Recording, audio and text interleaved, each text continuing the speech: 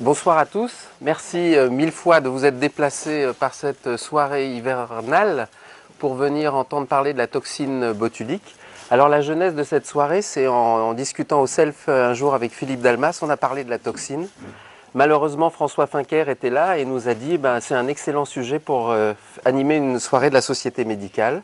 Donc on a saisi la balle au bon, on s'est dit que deux spécialités n'étaient pas suffisantes, donc on s'est adjoint les services de deux éminents spécialistes, le docteur Giordana qui est neurologue au CHU de Nice et le docteur Bérangère Schneider que vous connaissez qui est ophtalmologue, de façon à essayer de dresser un panel un peu complet de la toxine botulique. Alors la soirée s'animera de la façon suivante, on va faire un petit peu d'historique, structure et mode d'action.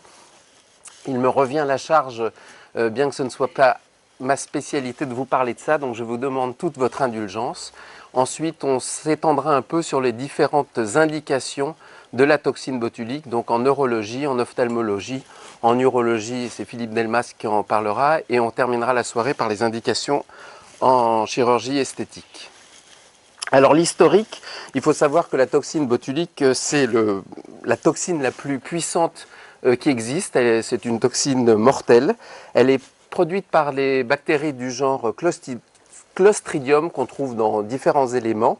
Et en fait, ces bactéries produisent des spores, et ces spores, quand elles germent, sont responsables de la formation de la toxine botulique. On en connaît d'autres de Clostridium, il y a le Clostridium perfringens qui est responsable de la gangrène gazeuse, et donc le Clostridium botulinum qui est responsable du botulisme. Cette bactérie a été découverte en 1897 en Belgique par un chercheur qui travaillait sur les empoisonnements graves responsables de décès qui étaient à l'origine liés à l'ingestion de viande avariée et de charcuterie. Donc elle a été découverte en 1897. Et elle a été nommée comme ça parce qu'elle est responsable du botulisme. Botulisme en latin, botulus ça veut dire saucisse. Donc on a appelé le nom de la toxine de l'agent responsable du botulisme, la toxine botulique. Il existe 7 sérotypes de toxines botuliques qu'on appelle A, B, C, D, E, F, G. Et les 3 A, B et E sont responsables de paralysie musculaire flasque. Et c'est cette paralysie musculaire flasque qui est dramatique et qui est responsable de décès. Comment est-on arrivé à l'utiliser en thérapeutique? C'est un ophtalmologue, le docteur Alan Scott, qui a fait des recherches récentes, ça date de 1978-1980. Il cherchait un médicament capable d'engendrer des paralysies musculaires transitoires et focalisées. Il a essayé plusieurs types de médicaments et il est tombé sur la toxine botulique, le sérotype A, qu'il a pu utiliser au début dans le blépharospasme et ensuite il a étendu les indications. Je pense qu'on reviendra dessus.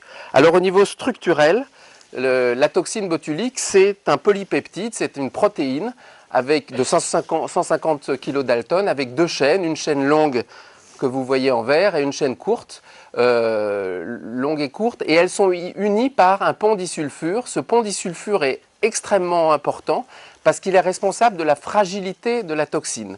Non seulement la toxine est fragile quand on la manipule et quand on la prépare, il faut être extrêmement vigilant, mais c'est effectivement également fragile au niveau de la température puisque c'est thermolabile et le plus souvent, à une exception près, la toxine botulique devra être conservée durant la chaîne du froid.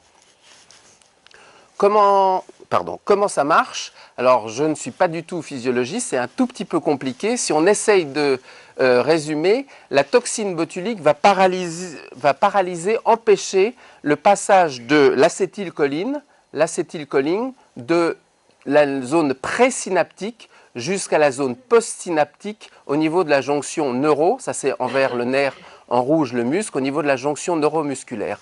En fait, ce qui se passe, c'est que la toxine botulique va se lier avec un complexe protéique, il y a 3 protéines spécifiques qui sont indispensables au passage de l'acétylcholine au niveau de la fente synaptique. La toxine botulique va aller se fixer et dénaturer ce complexe protéique et donc empêcher la transmission d'acétylcholine du nerf au muscle. Ce qui est très important de savoir, c'est que selon le sérotype, on agit sur un des 3 éléments du complexe protéique. Donc, une toxine botulique peut être inactive alors que les autres resteront actives sur le même patient. Ça sera un élément très important puisqu'on peut varier les toxines selon les utilisations. Alors, il existe un grand nombre de toxines botuliques. En réalité, on en utilise essentiellement 3. Les 3 qu'on utilise le plus souvent sont le Dysport, le Botox et Neuroblock Exéomine. C'est 3 laboratoires différents. C'est 3 fois un sérotype de type A. Les modes de préparation sont différents d'une toxine à l'autre, notamment les dilutions.